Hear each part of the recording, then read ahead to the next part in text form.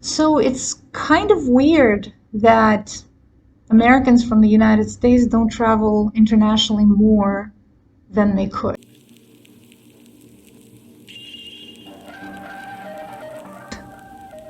I've noticed this about specifically Americans, as opposed to many other English speakers around the world, that in the United States is kind of a classist attitude towards traveling internationally. Like it's really considered to be for the wealthy, for the upper classes who can afford to, jet set around the world, who can afford to stay in nice hotels and, take advantage of the delights that all these different countries have to offer.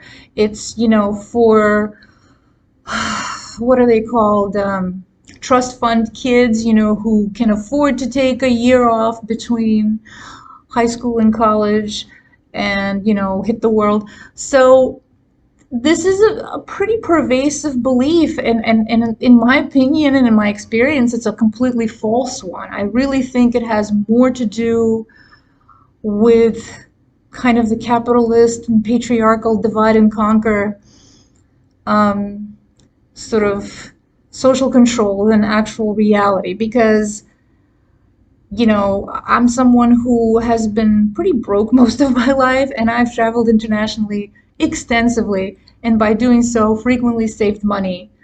Um, spent less money than it would have cost me to stay alive back in the United States. So um, it really isn't about the money, but it is about some kind of this classist idea that, traveling internationally is not for everyone. And I think it's patently false. And I think it's also extremely messed up. And it's simply not rooted in reality.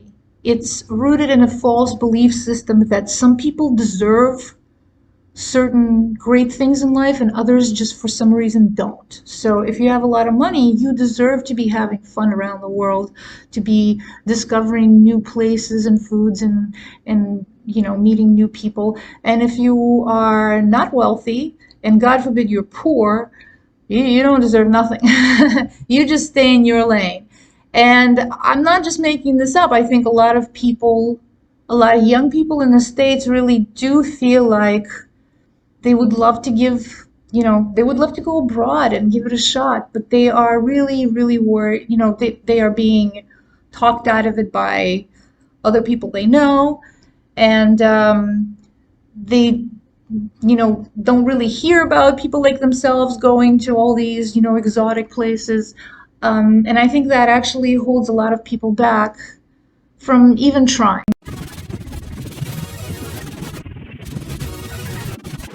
So another reason why people will try to talk you out of traveling is because it's actually not really about you. And it's not even personal. They're projecting their own sort of fears and concerns and maybe disappointments onto you. In other words, you know, other people wish that they did this. Other people maybe, would love to go traveling abroad, but they've already resigned themselves to not giving it a shot for whatever reason that they convinced themselves with.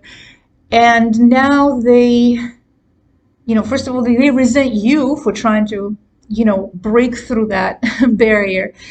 And they don't, you know, they've read some scary things, or they've, bad misleading statistics, and because they themselves didn't have the courage to necessarily do something like that, because, traveling internationally does require that you step out of your comfort zone. It really does take a little bit of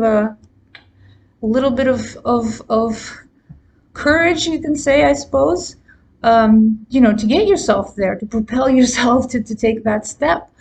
And just because these guys themselves, for whatever reason, didn't want to or couldn't, um, either couldn't prioritize it enough in their lives, or just didn't believe that they had it in them,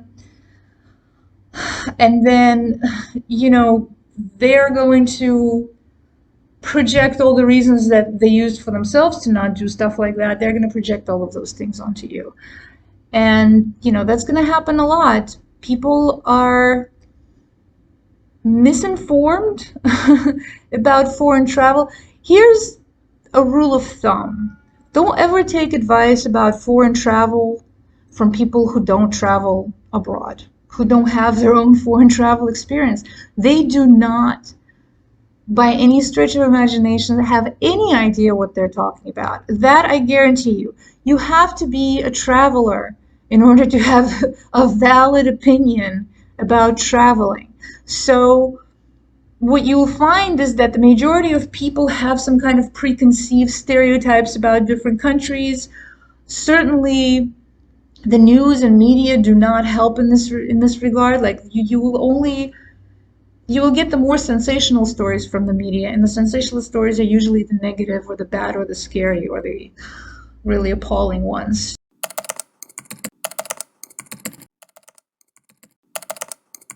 So my point is, people's imagination runs away with them. They have never ventured outside of, a limited territory, but they're going to tell you that you shouldn't because it's scary, dangerous out there, and it's crazy. It's, it's about them. It's not about you. And they don't even have the right idea. So don't listen to those people. The people who are hoity-toity that I mentioned earlier, that like actually don't think that you belong in the class of people who deserve to travel the world, those people deserve a nice, fuck you. The people who are projecting their own fears onto you, I mean, they don't mean, they think they're helping, okay?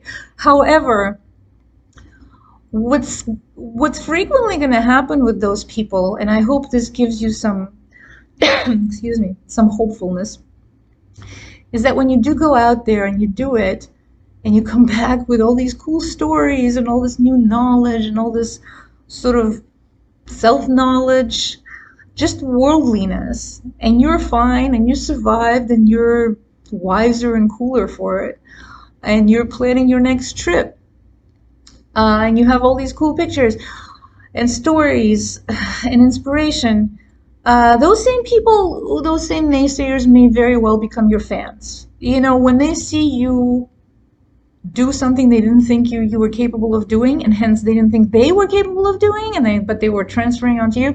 So now that they see you do it, you might just be the role model for them enough for them to try it, or for them to maybe reach for a completely different dream, but still, find that audacity to give it a shot.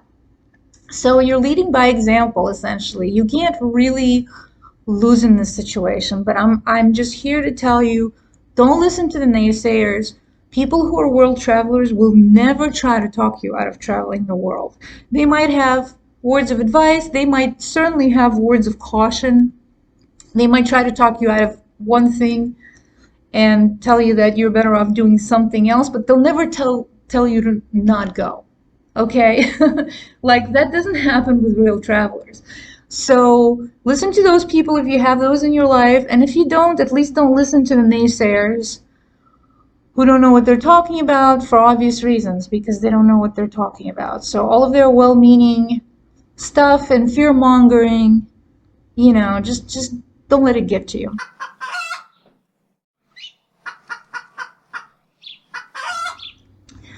And then the other thing, actually, speaking of fear-mongering, the other thing that you're going to run up against a lot, this will happen more if people know that you're a solo traveler. And if you're a woman who's a solo traveler, forget about it. You'll be hearing this nonstop. People will be really impressed, like a little too impressed with, women who are traveling solo, but they will also be really horrified, and they will doubly and triply try to talk you out of it, right? So you're going to be hearing constant naysaying on the topic of like, oh, you're a solo woman, you're a constant target, you're a constant There's going to be people after your passport. There's going to be people kidnapping you. There's going to be just people assaulting you sexually and physically wherever you go all the time. I mean, and again, this is coming from, first of all, people who haven't been there, so they don't know what they're talking about, but also people who don't seem to show that kind of concern for your regular life and well-being on a daily basis when, like, you could actually use it. Because they weirdly think that it's dangerous out there, and they completely ignore the fact that it's equally dangerous right over here. Like, I've never been super safe living anywhere in the world, including my country of origin, my home country, wherever, any number of places that I call home. I don't consider any of them safe. I've never lived in a safe country, because misogyny is alive and well, and there's no one country in the world that hasn't conquered their hate of women. Okay, to various degrees, but it's still, misogyny exists, sexism exists, double standards for and against women exist. So that's not a foreign thing. That's very much a home. If I go to a bar in New Jersey, in my college town, or my alma mater town at this point, I'm still gonna worry about getting roofied. That's not a foreign thing. That's not just a rave thing. That happens to this day in your average American town. So I really don't want to hear this whole, oh, the world's gonna eat you alive. It's like, the world's been doing this to me my entire life. And I'm certainly not, and what does that mean for women? It means that we're already ready for travel in the way that maybe men aren't, because we're already used to watching our backs all the time. We're used to not falling for, BS from people who are trying to take advantage of us all the time. Those are actually skills that translate really well into traveling and traveling solo. It's really good to have a radar for danger that's already well developed, and you're not afraid to walk away. You don't have any ego staked at this. You just want to be safe. And a lot of women are really good at keeping themselves safe. So venturing out there as a solo woman, yeah, okay, it's different to travel as a woman, but only because it's different to exist as a woman anywhere. Period.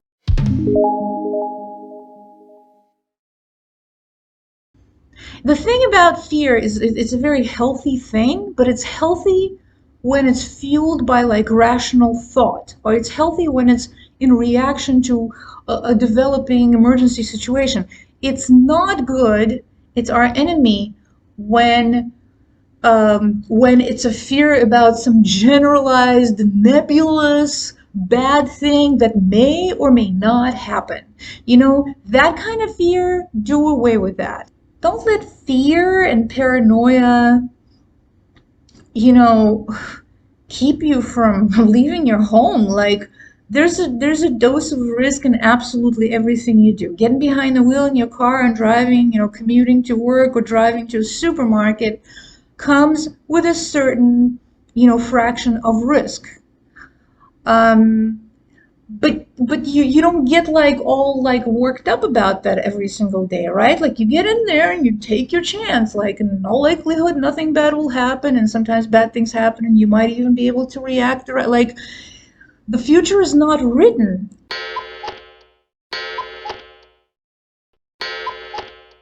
And then the last thing I would mention is, and this is probably going to be something you're going to have to contend with one way or another, but the other kind of naysayers and fearmongers that you may very well encounter in your life are your parents. And those guys are hard to shake off. Unlike friends and, co-workers and whatever that you can just, like, give them the kiss off, like, your parents, especially, if you're a young person, if you haven't done this before, your parents are going to be concerned, at the very least, wherever you happen to go. They may very well be also, relying on very negative stereotypes and maybe imagining all the horrible things that could happen and maybe being a little, unreasonable initially. But I really do think that in most cases, you can show your parents that I think if you really address this topic with them, not defensively, even if they're being aggressive, like just try not to be defensive about it, but instead try to explain the value of this kind of travel in the language that they understand. There's ways to make this less scary and more palatable to your parents by shifting the focus away from the crazy news that they've heard or read somewhere at some point about this country or their generalized fears, and shift that focus toward all the benefits, all the positives of travel, and how that is not just personally enriching, but this prepares you for the real world. I really think, at the end of the day, your parents are just really, really worried about you. They don't know if you can handle it. If you can show them that you're approaching this in a mature way, and if you can strike up a communication rhythm with them, that will keep you will give you the flexibility you need and will give them the assurance that you're alive and well at the same time. And I actually, I have some some strategies that I do outline in my guidebook, in Hack Solo Travel Guidebook. So I do go into that more in depth.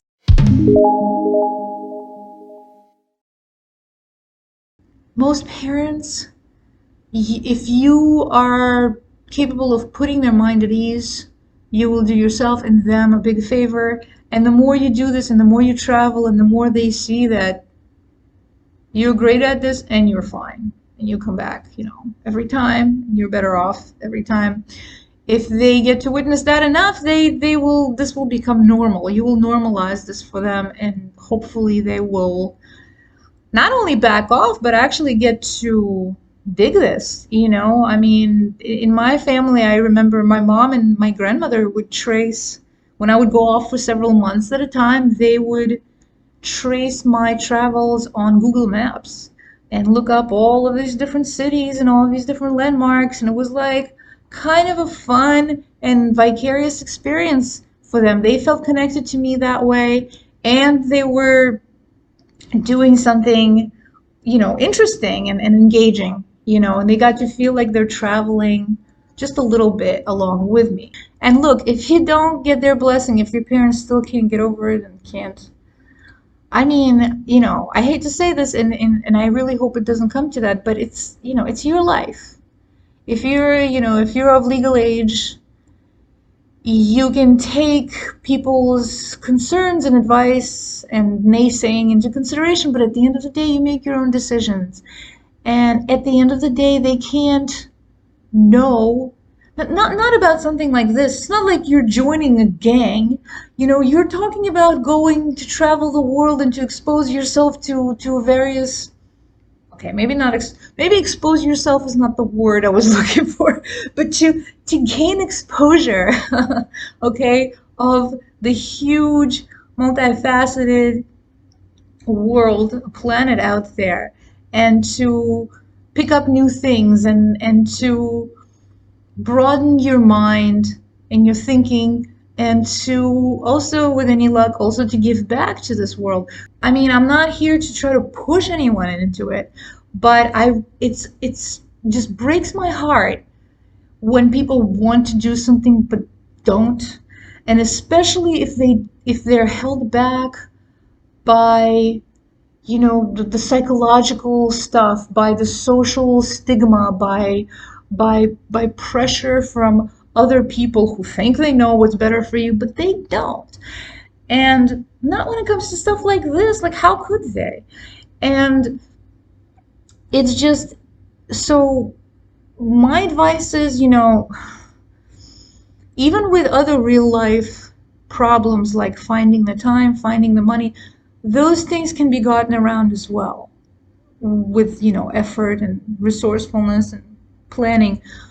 But at the very least, don't let anyone talk you out of you know, reaching for any dream that you have, I am here to tell you specifically that traveling internationally and doing it solo and doing it as a woman if you happen to be a woman, these are all very attainable goals. These are not crazy fantasies that you should rid yourself of. These are extremely attainable goals. And again, those very same naysayers may turn around and follow your lead once you come back and show them that it can be done.